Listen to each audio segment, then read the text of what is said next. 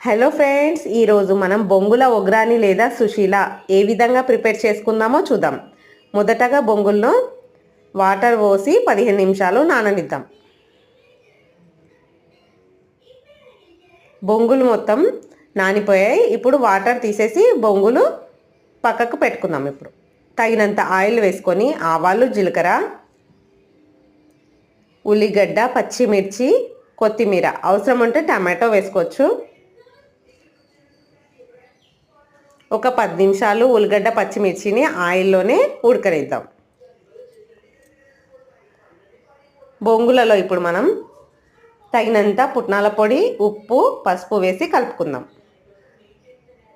ఉల్లిగడ్డ, పచ్చిమిర్చి, కొత్తిమీర ఉడికిపోయాయి. ఇప్పుడు బొంగులు వేసి కలుపుకుందాం. ఒక 10 నిమిషాలు మూత పెట్టి మగ్గనిద్దాం. వేడి వేడి బొంగుల ఒగ్రాని సుశీల ప్రిపేర్ అయిపోయింది.